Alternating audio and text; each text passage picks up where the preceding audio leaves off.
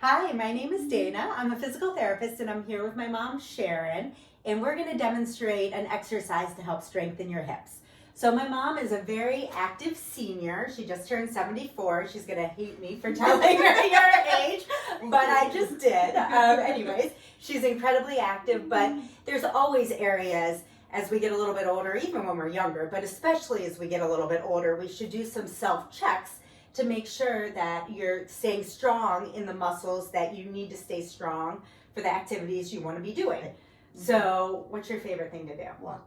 Yes, she is an excellent walker. She can outwalk me any day.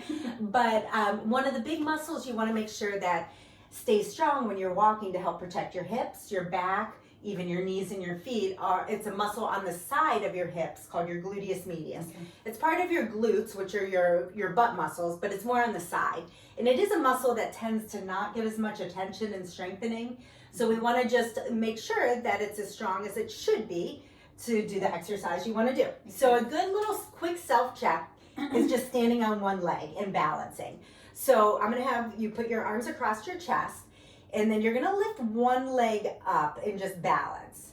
Okay, what I'm looking for is symmetry in her pelvis, which looks really good. Now, ideally she should be able to hold this for 10 or 15 seconds with good stability if we're looking at like a strength test here. Not for balance, but just strength. And then if she starts having this hip pop out to the side or drop like that, it's gonna make me fall over. That is an indication that her gluteus medius might be a little bit weak. So if you see, go ahead and put your foot down and then do it with like a hip drop. So lift this foot up and show what it looks like if you're a little weak here. Yeah, so you see her trunk kind of leans and her hip pops out to the side. That means the gluteus medius is fatiguing and not able to quite hold the pelvis stable where it should be. So 2 quick exercises to address this. You're going to use a band, and now you can get any resistance bands off of Amazon, anywhere. They're not expensive, and they're a great thing to have for some added resistance. So go ahead and take that, and what you're going to do, I'm going to step out of the way, you're going to stand on it. You're going to put it under both feet, and you're going to do sidewalks. So let's, for you, crisscross the band in front of you. Now, if that's too much resistance, you don't have to crisscross. And you're going to stay tall, and you want your good posture, so your shoulders are going to be back a little, and you're just going to walk a few steps to each side, okay? Good. So just do a couple more that way and then come back towards me. Nice.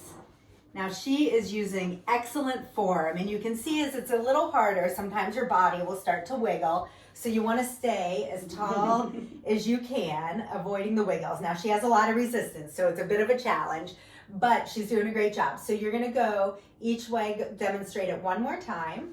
Nice and tall. And do you feel it here? I do. Yes. And you'll feel it actually on the leg you're pushing and the leg you're leading with. So you get both legs in each direction slightly differently. Now, numbers of sets and reps actually doesn't really matter. It's more how you feel. So you want to go until you feel a challenge. It might take you 10 steps. It might take you 20. That's okay. You want to do it each way. And a recommended frequency on this would be 2 to 3 times during the week. Okay? And then the other thing you can do, let's go ahead and uncross this. And this actually takes it up a notch because it adds a little balance component.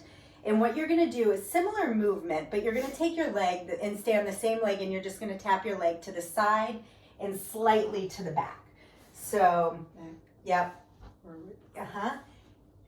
There you go. And you want to be light on your tap, so it's not like you're accepting weight on it. You're just tapping like on an eggshell and back to the center.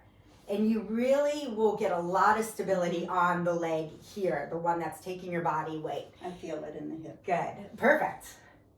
And then switch legs and do a few on the other leg. And if you can release your tension a little, yeah, and go ahead out and back a bit.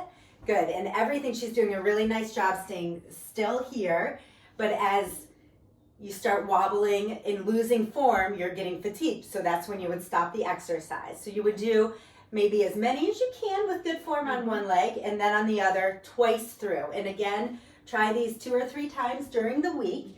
And then you can retest yourself in about 2 weeks to see if you can hold about 10 seconds without your hip dropping out to the side on your single leg stance. It's harder than it looks. It is. It's harder than it looks. It is. It sneaks up on you. But that was excellent. And then you'll feel it in those muscles that are so important to keep strong. That was an awesome demonstration. Thank you so much. Thank you. Thank you for joining us, and we will see you soon.